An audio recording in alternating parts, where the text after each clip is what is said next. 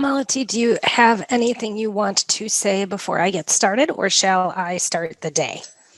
Um, we have a full day of wonderful sessions. I hope everybody will stick around to watch everything. Could not have asked for a better person to do the keynote today than my dear friend and longtime SQL family contributor, Jess. So I will let her carry on with her talk right now. I will introduce myself. So, welcome everyone to the Women in Tech Data Platform Mental Health and Wellness Day. My name is Jess Schultz. I'm a senior software engineer at Microsoft. My pronouns are she and her. And I am here to tell you about why busy is a 4-letter word. So can you try now? It looks like my sharing is working, so let me bring up my screen.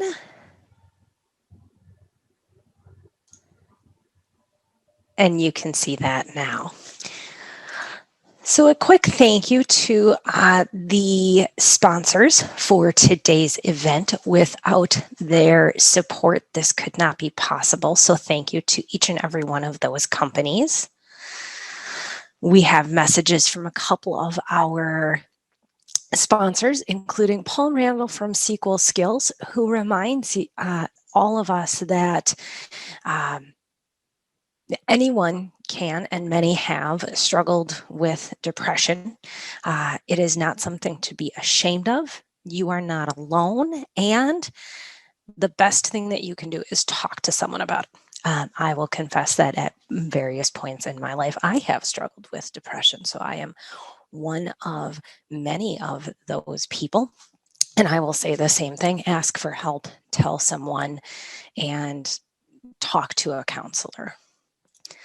Also, a reminder that we have a code of conduct for this event. And this event is for sharing stories. It is not medical advice. It's not a form of treatment. We are here to share our experiences, tell our stories, and set a stage for you. But if anything here is sensitive or causes you any stress, please do talk to a healthcare professional. And with that, I am going to introduce myself and say that once upon a time, I used to have the motto that if you want something done, ask a busy person. I was that busy person. And I want you throughout this description here to start thinking, am I a busy person? About 15 years ago, when I was in my mid-20s, I was working full-time. I was going to school full-time. I was on the board of directors for a local nonprofit organization. So going to multiple meetings a month, planning events, going to events. I was planning my own wedding. I was busy. And if someone asked me to do something, I would say yes. A few years later, fast forward a few years, and I had graduated school, but I was working full-time. I got really involved in the SQL community. So I was spending evenings blogging and writing presentations, traveling on weekends to go present at things like SQL Saturdays. I was training for my first marathon and trying to keep up with family and with friends.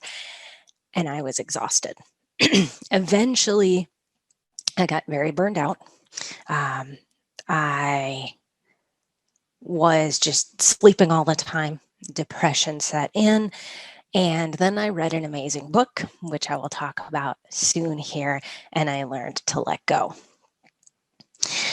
And then in March of 2020, things got very different.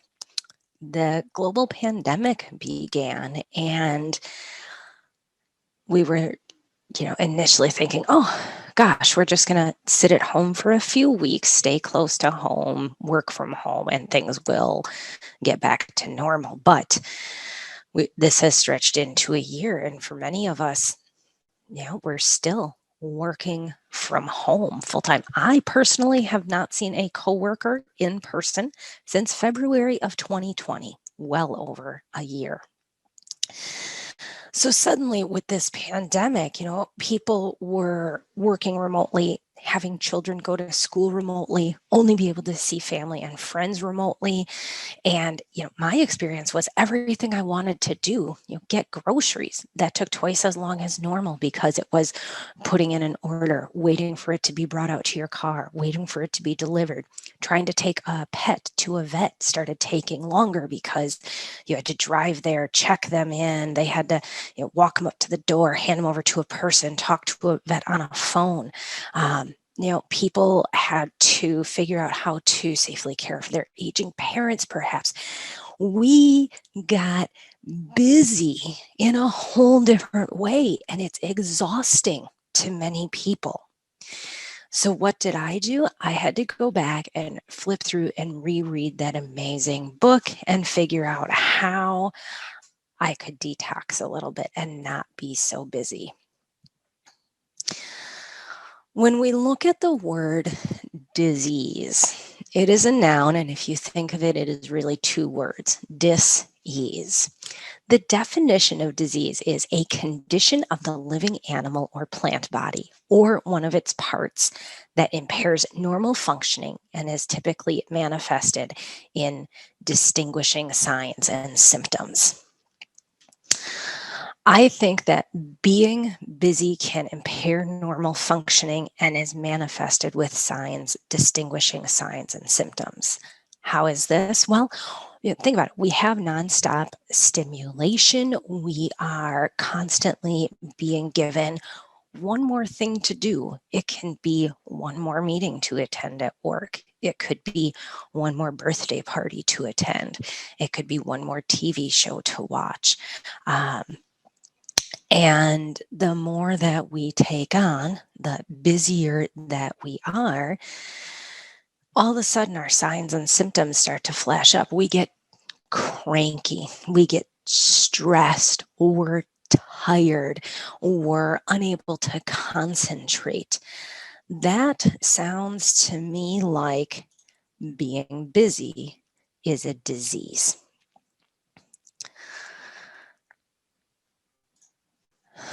And my question to you is, why do we measure our worth by how much we're doing rather than the value of what we do? I used to think that that was how I could be respected, was by doing more. But I have since learned that just being busy is not a badge of honor. I instead want to work on now making what I do be more valuable. When someone comes up to me and says, "Jess, how are you?" How many times in the past did I answer, "Gosh, I'm good, but I'm so busy"? I don't do that anymore.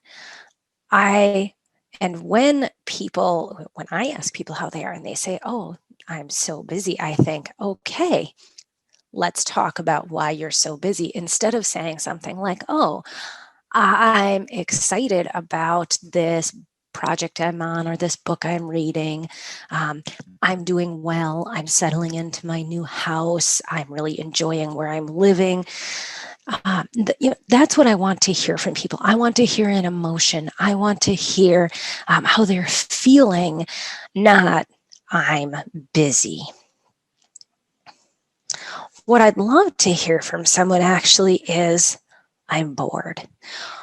That is my goal with this session today, is to get you to think about how to go from being busy all the time, from when people ask you, "What are you how are you doing, saying, oh, I'm so busy. I want you to be thinking about being bored. When is the last time that you just went somewhere and allowed your mind to wander? No stimulation, no television screen, computer screen, phone screen, no tablet, maybe not even a book. When did you just last go and daydream and let your mind wander around? Without that time in our lives, without, if our brains are constantly focused and always busy, we don't have creative outlets open in our brain. We don't have mental space to think about how to solve problems. We don't get to daydream about what we want to be able to do in a year, where we want to go travel when we can do that again, what big things we might want out of our career. So what we want to do again here in this session is explore ways to go from being the person that says, if you want something done, get a busy person to do it, and I'm that busy person. Or, how are you doing? Oh, I'm so busy. To being someone that occasionally has the space to, dare I say it, be bored, or just let yourself daydream. So how do we do that? You're thinking, Jess, this sounds magical, but I need some solid advice here. The first thing that I like to do is ask you to do a little bit of introspection and ask yourself, start to think about why you are always being busy. Once you understand what it is that is motivating you, it can be a little bit easier to think, okay, there's a better way to handle this. There's a better way to do this. I really see a few common themes that I've picked up on in all of my reading and all of my research on this and in talking to other people. One of the most common reasons is just, I'm a yes person. We are taught from a young age that it's easy to be a yes person. People like it when you say yes. People are kind to you when you say yes. It makes you be the person that can help, that might make you happy. Might be a little bit of a rush of dopamine levels at first when you say yes.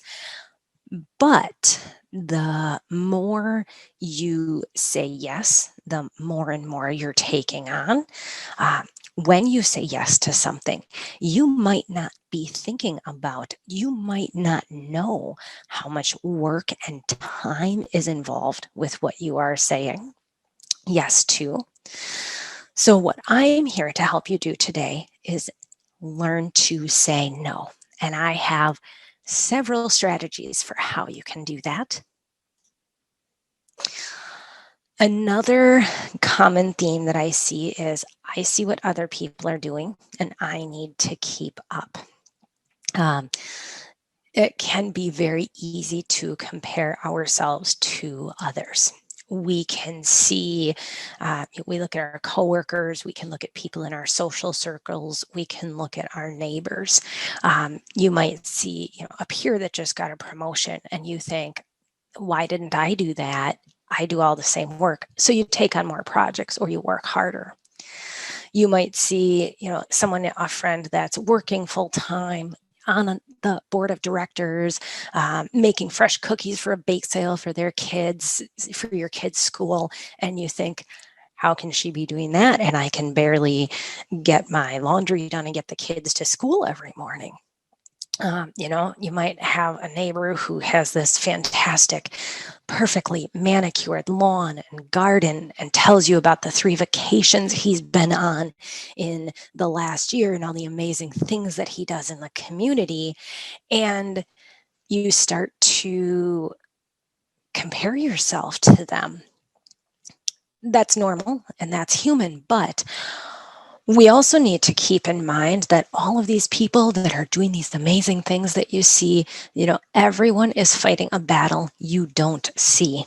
That's one thing that I constantly remind myself. Anyone, especially people perhaps struggling with mental health issues, depression, anxiety, might put up a facade.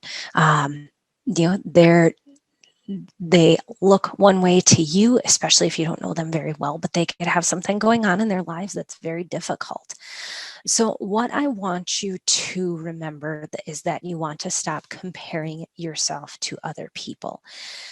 Don't let other people's successes be your failures. That's one of the biggest lessons I've had to learn in my life.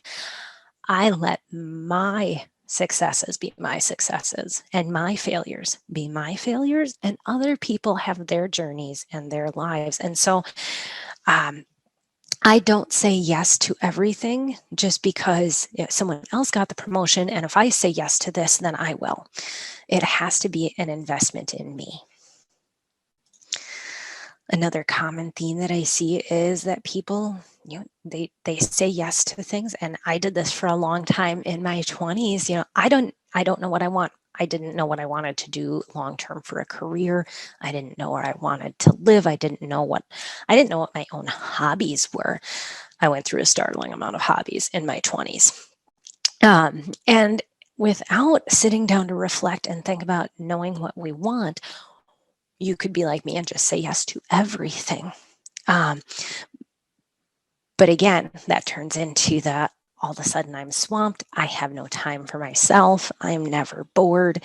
So if this is, the busier you get, then the less time you have to really think about what you want out of life, what would fulfill you, what you do enjoy, because you're so busy, you don't enjoy anything.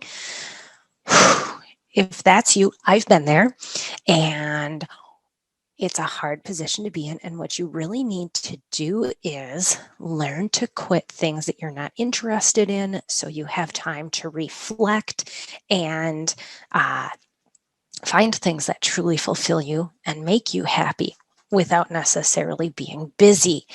So again, another thing that I will go into in this session is, how do you quit something that is that you are already invested in? And I'll talk a little bit about that as well. One of the best quotes that I've read on this topic is to tell me you remember you are still a human being, not just a human doing. This was in the blog, The Disease of Being Busy by Omid Safu. And that's something that I want you to really think about it throughout the course of this session, throughout the course of this day, as you reflect back on this session over time. You are a human being, not a human doing. Sometimes it is okay to just be. Sometimes it is okay when someone asks you, what are you doing, to say nothing. Sometimes it's okay to just be, average. So let's talk about specific mechanisms for going from being busy and constantly being busy to potentially being bored.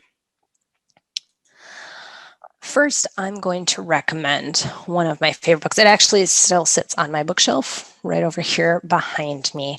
It's called Essentialism: The Disciplined Pursuit of Less by Greg McKeown. I don't even remember how I came across this book or how it got recommended to me, but I read it and it changed my life. That sounds really cliche. But again, I went from being this person that was busy all the time to really understanding that when you're trying to do 5 or 10 or 25 things, you only have so much energy, as depicted in that graphic on the left. And if you're putting that energy into 15 things, none of them are getting your full energy. None of them are even getting half. But when you invest in essentialism, which is going big on one thing, on picking one thing that is your priority, one important thing is better than 10 trivial things. Putting all of your energy into one thing is better than trying to split it into multiple. And in this book, he really goes into a lot of these topics that I will talk about today. So I cannot recommend essentialism enough. So let's talk about curing the disease. The specific steps that I always recommend are to sit down and think about what you're doing. Then think about what you want to be doing. Part of that answering the, who am I? What do I want out of my life, out of my career, out of my relationships? And then pick the priority. So we start with, what you're doing. Think about what you do at work. Think about what you do at home. Think about what you do for, hobbies, personal time, life outside of that. It might actually help at some point to sit down and just write it out. Try to understand, at work, I'm trying to juggle, these projects. I want to get this promotion, or I want to switch careers completely. There can be a lot going on there around your home and your house. Are you taking care of children, taking care of parents or other family? What are all of the housework and projects that you have to do? I went recently from being in an apartment to actually owning a home again, and I forgot about all of the landscaping and the yard work. And now I'm in a place that's twice as big and cleaning takes twice as long. These are all things that take up our time. It can be helpful to list that out and just see what you're dealing with.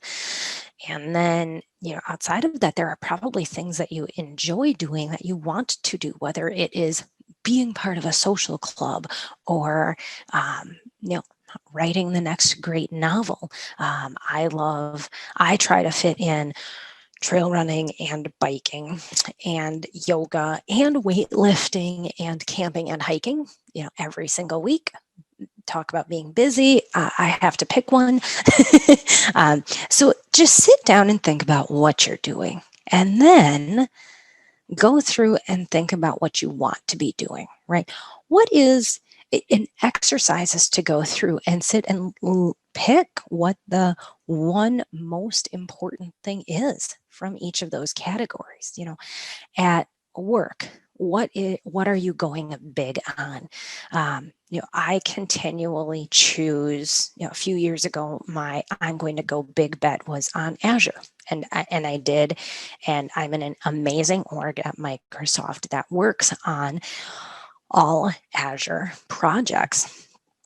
For the last few months, I've been trying to go all in on, source control and DevOps for databases. Like that's been the thing. Every, projects I pick go back to that. My learning time at work goes back to that because it's what I'm interested in.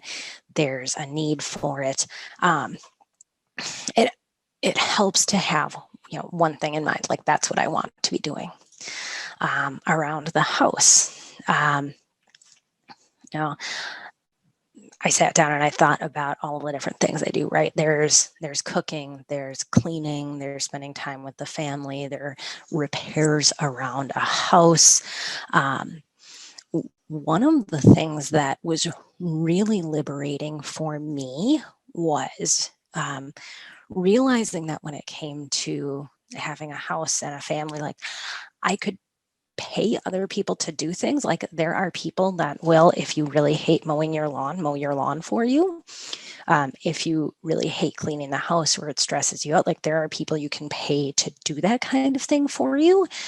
If you don't love cooking and making up all your own ingredients and things, like you can buy these boxes that get shipped to your house with everything already cut up, and like you can just assemble essentially a gourmet meal. When I finally realized this a few years ago, that kind of opened up a whole new world to me. And that helped me realize, like, what do I like doing around the house? What do I like doing in my personal life? And, what could I start getting rid of? And same thing again with hobbies and recreation and, social groups and all of that. And in the end, then, what you want to do after you've gone through this list of all the things you've done, after you've picked what really lights your fire, what you're really interested in, what you're going to go big on, then you want to go and pick the priority. And note, I say priority, not priorities. A great note in that book that I referenced, Essentialism, is, when did the word priority, which means the one most important thing, get shifted to plural? Like, how can you have multiple priorities? The word itself indicates that you can't. So again, go through and, just as an exercise, if you get to pick one thing at work, one thing in your career to go big on for the next 6 to 12 months, what would that one thing be? Around the house, if you got to pick one project or one thing to really invest your time and invest your effort into, what would that one thing be? And, in hobbies or recreation, if you got to invest in your favorite thing, in your one big thing, what would that be? Again, when I look at, things that I do, some examples of things that I've done, again, for work, picking Azure, picking Azure SQL, picking, database, source control, and DevOps, just having focus around what I'm doing and what I want to do. In terms of home and family life, like picking, just choosing to say, yes, I'm going to accept invitations to, on the weekends, go spend time with my family, spend time with my friends, over. I'm going to always have to be like, oh, I can't do that because I need to mow the lawn. Start paying someone to do some of the things that I just didn't have time for, and I was choosing over spending with family and friends. In terms of recreation, I've given up some volunteering work and other events because I realized what really lights my fire is just, again, being outdoors, trail running, running an ultra marathon was one of the coolest things I did. That's how I choose to invest my time. And after you go through and do that exercise of picking what it is that you want to do, then you need to toss the rest out. This is the scary part for a lot of people. You have to learn how to let go of things. You have to learn how to quit things that you're invested in, and then you have to learn to say no to other things regularly. Let me share some of my strategies for clearing that out. You need to learn how to quit. It is something that has taken me a long time to learn, but quit is not a 4-letter word. Busy is a 4-letter word. Quit is not. And I have had to learn to quit big projects over the course of the last few years. A couple of examples so I can give you in real life. A few years ago, I was approached to write a book, and the topic was not hardcore technical. It was a little bit of soft skills, a little bit of technical, and I thought that sounds really interesting to me. I sat down and I wrote out, what the publishers require in terms of an outline and a pitch. It got selected. I even had a co-author chosen. We started writing. I wrote the first chapter, submitted it for editing, was really jazzed, wrote the second, was getting less excited. Then by about the time I got to the third, it was getting into summer and I really hated it. I was trying to have my normal life, and then I'd come home and I'd try to stay up late and write the book. my first deadline kind of slipped, and then the next one definitely slipped, and then things started going downhill. I was making excuses. But I was determined that I was going to finish it. The next week I would get a better schedule. And eventually I wasn't sleeping. I was cranky. I realized like I couldn't do it, and I didn't want to do it anymore. That was a big day, but I'd already invested in this, right? Like I had put all of this time into it, and all of this effort, and all of this energy, and all of that stuff that I wrote that someone else had reviewed was just going to go get thrown away and never see the light of day. And that's exactly what I wanted. So I wrote up an email and I let it sit in my inbox for about 2 days. And finally, one night I hit the send button, just, explaining that I had run out of steam and I couldn't do it anymore. And they were disappointed. The publisher was very disappointed. That really sucked for about a week. I felt terrible. And then life moved on. Other opportunities came. Other people wrote books. So I was able to really successfully quit a professional thing that meant a lot to me. But I realized I had to for my own mental health and my own happiness and my own time.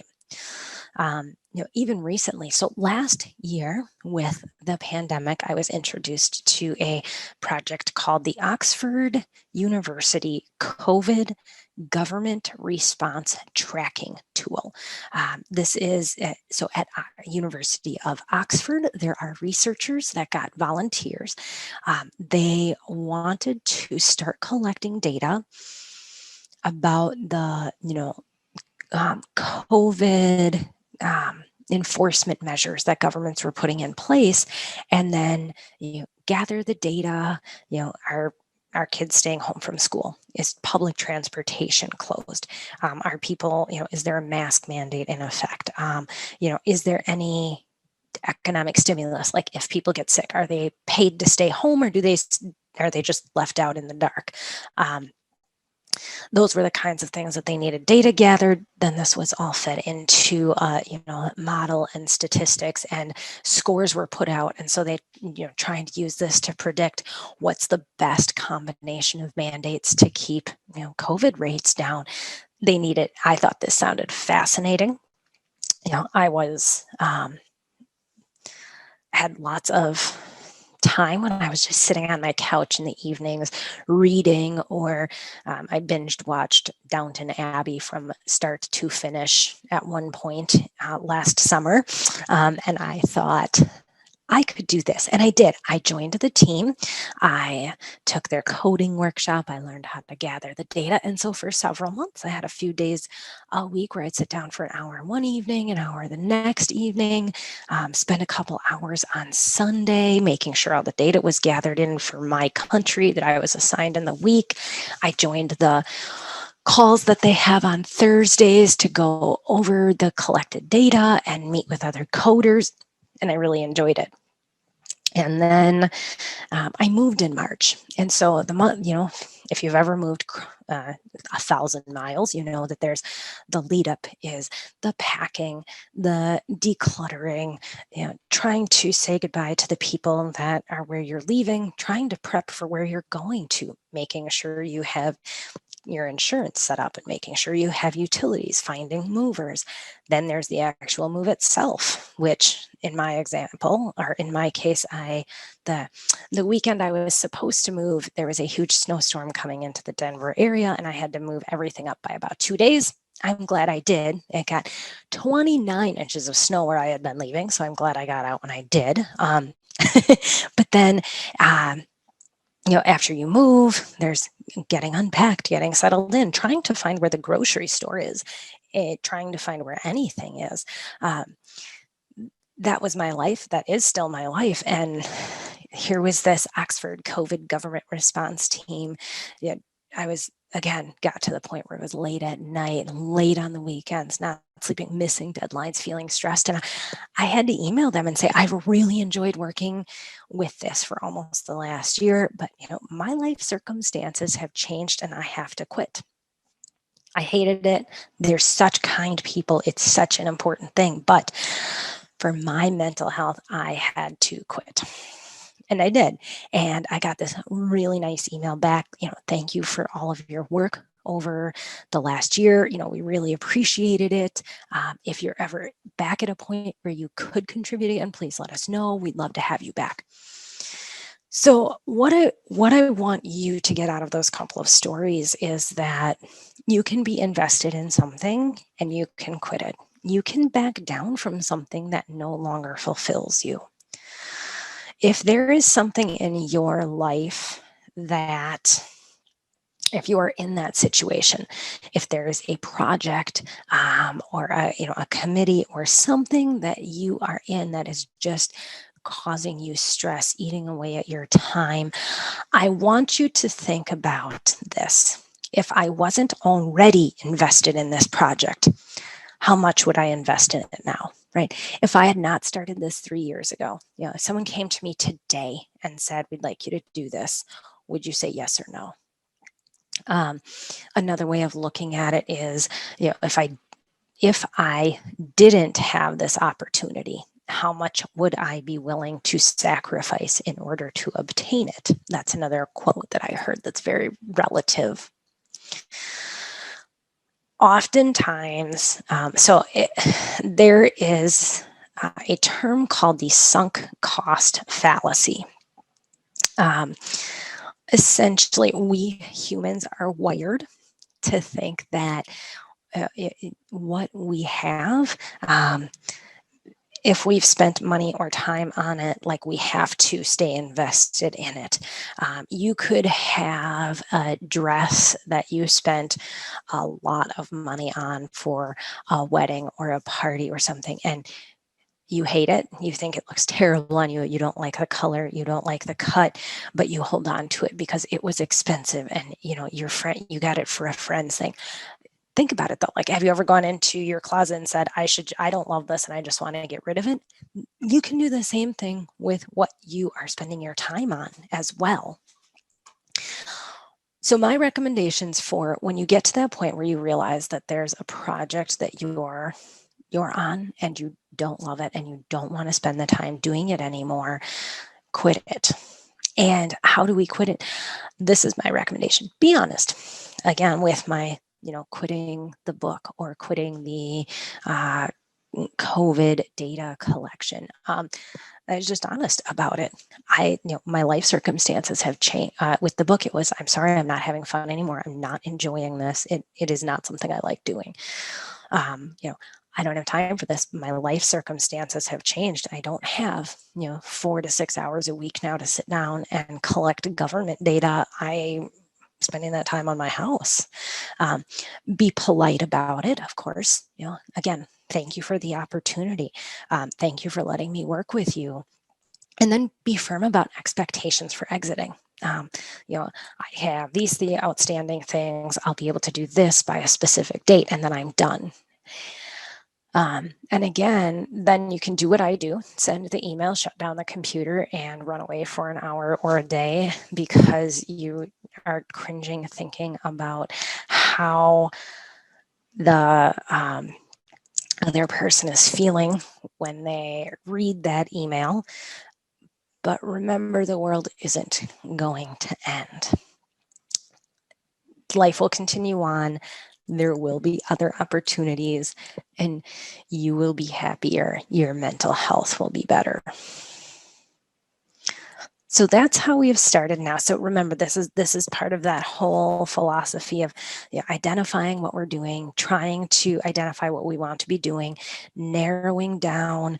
So now we've perhaps gotten farther along in our journey, and we've quit some things that don't light our fires. We have stepped away from things that don't give us joy, things that were just taking up time, things that we were not really invested in.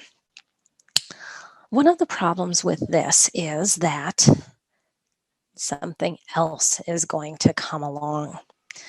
We're always being asked to do things. We're always being asked to take on more projects, go more places. And we have to learn how to say no regularly. This is not an easy skill for many people. Again, for me, for years, it was not something I was good at. I said yes to everything. I would say, but by saying yes to everything, you're not able to go big on those, that one thing that is your essential choice. By saying yes to everything, you're just continually taking on a burden. But saying no is hard. So let me give you a few ways to say no and some tips and strategies for it. I like to think that this is the most valuable part of this presentation. And the first thing that I want to emphasize is separate the decision from the relationship. Denying a request from a coworker, a neighbor, a family member, a friend is not the same as denying that person. They're offering you an opportunity. You get to weigh the cost and the benefit of that opportunity, and you can deny it. In my world, if me saying no to someone ends the relationship, then that's not a relationship I want. If a person takes it personally that I said, no, I don't have time for this, and they're personally insulted, again, not a relationship I want. So it is okay to say no to an opportunity without saying no to a relationship.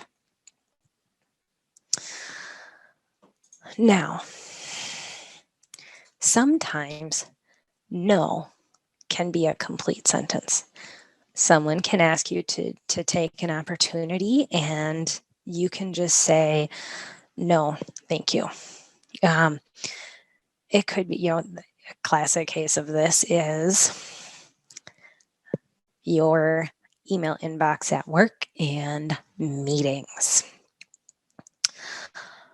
Especially in the last year with everything being virtual. And my other frustration with the last year is not just that everything is virtual, but everything has to be planned, right? There's no casual hallway chatter anymore. There's no just passing. There's no just running into someone. Everything has to be scheduled.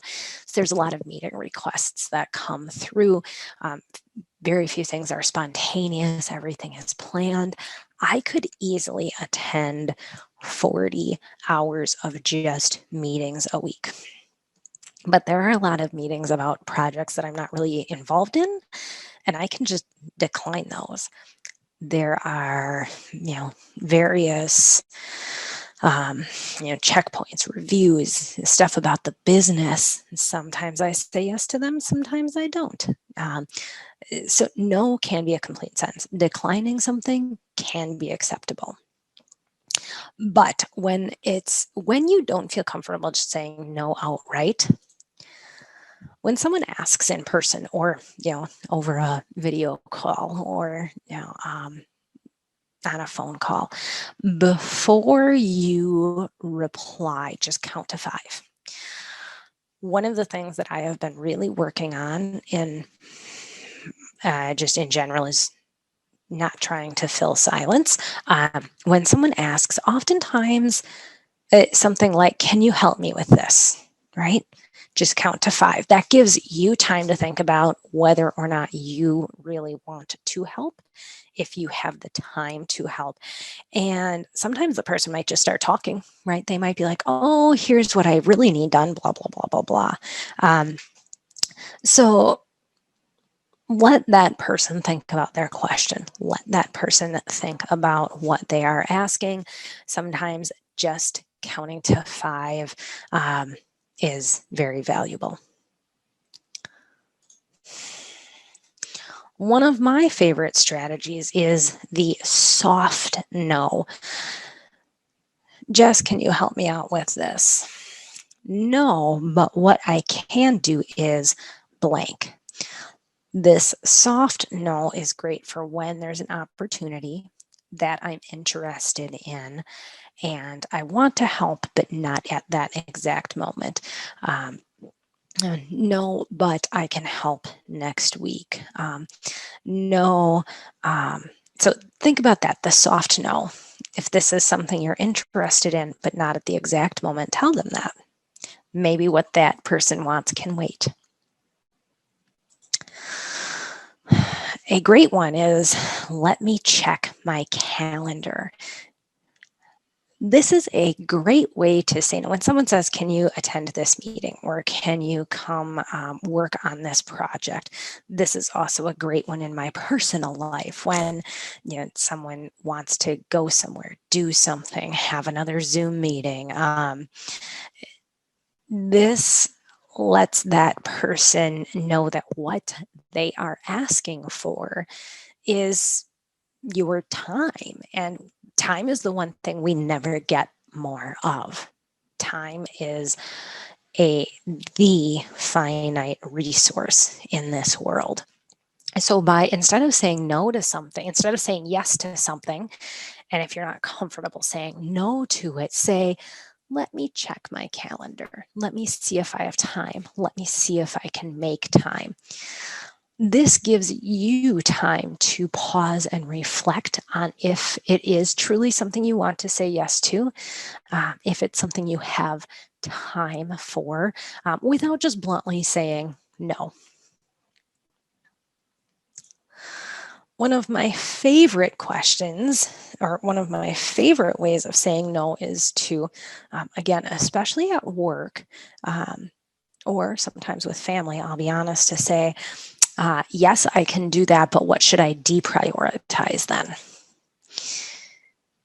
This makes the person that is asking realize that you have multiple things, and especially at work, if you say yes to something else has to go. At work, I'm going through a online training course about coaching, and this subject just came up in last week's class. One of the coaching questions that we learn is, okay, what am I going to say yes to? And if I do, what do I say no to? You have to make these choices. We cannot just continue to pile things onto our backs and continue to carry them. So instead of saying no, try asking yes, what should I deprioritize? That really makes someone think about all of the things that they're asking you to do. Another really good one is, thank you for offering. I can't do that, but blank may be interested. I use this one a lot in community work because, getting asked to give presentations, write articles, review things, coach, mentor, it's an honor. Like, it's still the coolest thing for people to ask me to present for their group, to talk at a conference. Like, I still sometimes can't believe that I get to do things like Keynote, this data platform, Women in Technology Mental Health Day. But I can't accept every single invitation. Sometimes it simply doesn't work with my schedule. Sometimes it's not a topic or a group I'm interested in. What I love to do, though, is give other people opportunities. I, especially speaking to the Women in Technology group, I like to really think about empowering other women, underrepresented people, minorities.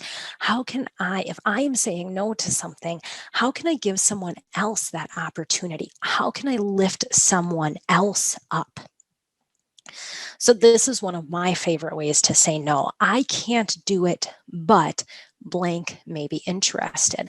Can I make an email introduction, or let me check with that person? This is a great example of a good way to say no.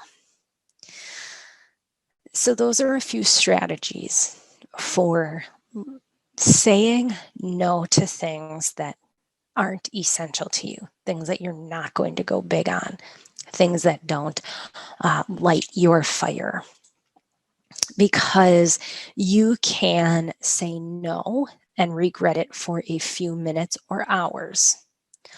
Or you can say yes and regret it for days or weeks or months or even years. So the next time that you go to just say yes to something, remember this. And saying no does suck. It does. It's really hard, but the more you practice, the easier it gets. So in practice, oh, my slides got a little carried away there. In practice, start small. Let's talk about just in a professional setting. Start by declining a meeting that you don't need to attend. Say no to a meeting that doesn't have an agenda. Say no to something that's just going to be an hour of you sitting on a call like this, not learning things. Maybe then you get a step up and do a little bit bigger. Someone else has missed a deadline, or needs help to get their work done. You can say no. That is not your burden. It is not your responsibility. And then maybe you get bigger and bigger. Maybe someone, a manager or a coworker says, you should take on this project. You want to do this? You can look at it, and if it's not your area of interest, you can say no. You could say no, but what I want to do is this. You could say no, but that person might be interested. Incrementally say no, build up, get better at it. Again, no is not a 4-letter word either. Remember, if it isn't a hell yes, it's a no. It has to matter to you. It is okay to be selfish. Again, time is the one thing that we are never going to get more of. So continually saying yes to everything does not give us a chance to go big on what's the most important to us, what's essential, what really sparks joy in you.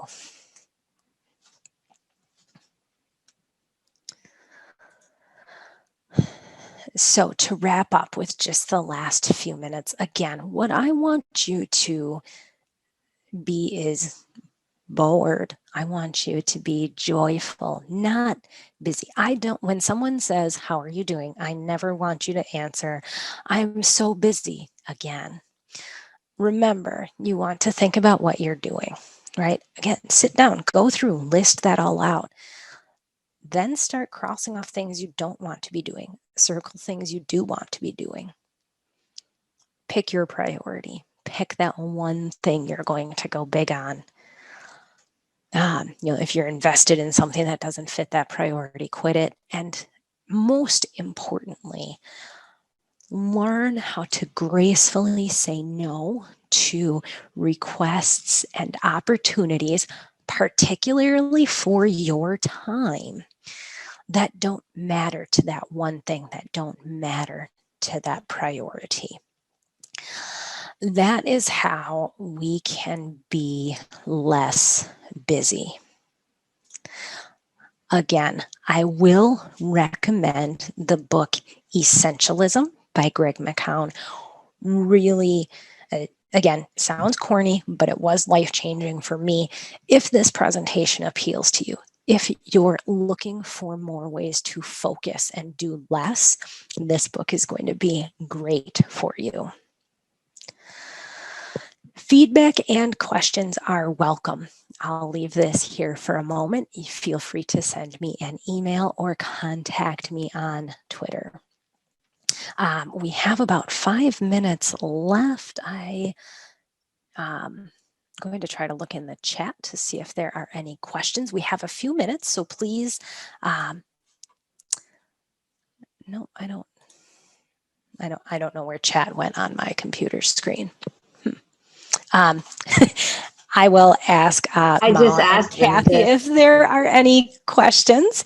And I'll just stay on for a few more minutes. I do want to leave this screen up and remind you, we have a full day. Aha, there is my Q&A. We have a full day of sessions ahead of us. The next hour after this is lightning talks. Then there are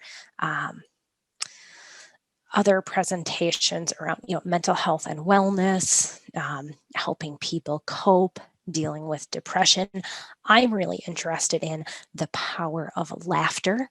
More lightning talks this afternoon, and another great session by Kellen to close the day.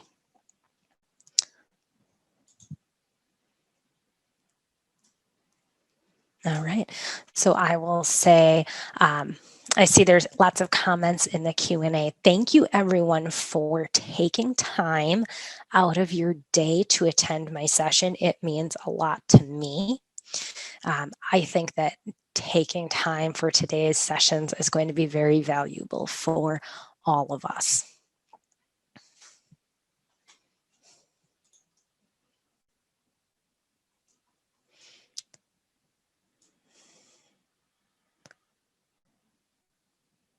All right, let me see. Just some really nice comments in the chat window too, Jess. Yes. Can you see it? Yeah. I can, yes, so thank you. All right, well, I am going to stop sharing. Again, I encourage all of you to attend as many sessions throughout the day as you can. And please reach out to me if you do have any questions, feedback, stories about times this worked or didn't. I always do love hearing that. Have a wonderful day, everyone.